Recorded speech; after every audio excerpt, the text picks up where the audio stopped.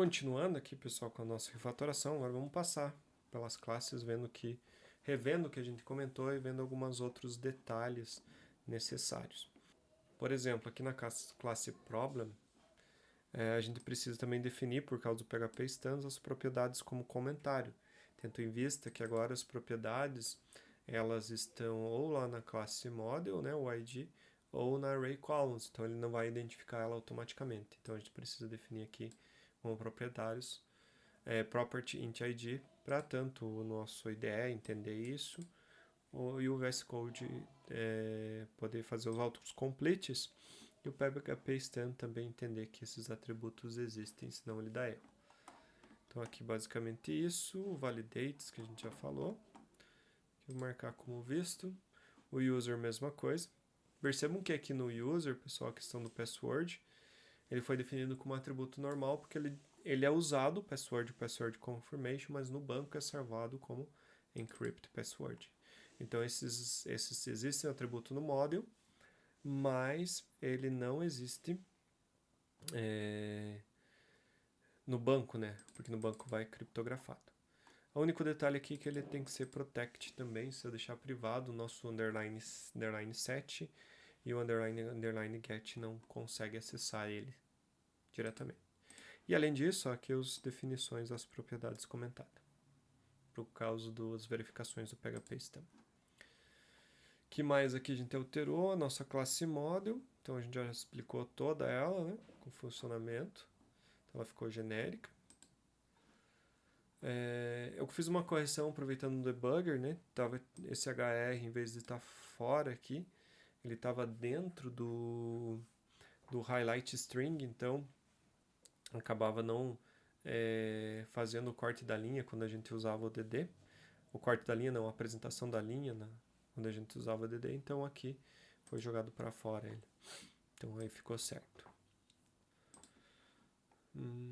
Aqui mais refatorações do populate, né? Agora antes a gente criava um problema desse formato, agora a gente cria assim o problema, passando uma array chave-valor com os atributos e os valores. Populate só foi refatorado para usar o novo formato, né, de criação de objetos. O banco agora antes era password, mudou para encrypted password, senha criptografada, né. No login lá no auth a gente usava o getID, agora com os métodos mágicos a gente usa diretamente o ID. No paginator o fetch era fetchNum, e agora a gente precisa do fetch associativo pelo novo formato de construtor que a gente está utilizando. Então ficou assim, essas alterações. As validações a gente já comentou, né, sobre as validações. Temos o método Unix, né, que na verdade ele monta a SQL para fazer um select de acordo com as condições passadas nos fields, se elas forem únicas, ou seja, se não existir um campo para aquela condição, eu adiciono se existir já um campo para essas duas condições, né, para os valores e condições, eu adiciono um erro vazio, então que valida a unicidade do e-mail. Eu precisei ignorar essas duas informações aqui do PHP Stamp para ele não reclamar, no acesso to protect property do password e unsave use do new static. Então ele reclama, diz que não é seguro utilizar, mas é necessário para o nosso framework. Mais refatorações nos testes, né? Agora para usar o novo formato de criação de objeto e o novo formato de acessar um atributo, que antes era getTitle, aqui é só diretamente title. No auth é a mesma coisa, a refatoração da instanciação e acesso ao atributo. Então, podem visualizar como era e como ficou. No paginator test também, refatoração da criação do problem, que a gente está usando no paginator. No problem test, mesma coisa, refatoração de forma de criar o problema, né? Que agora tem que passar uma array de dados.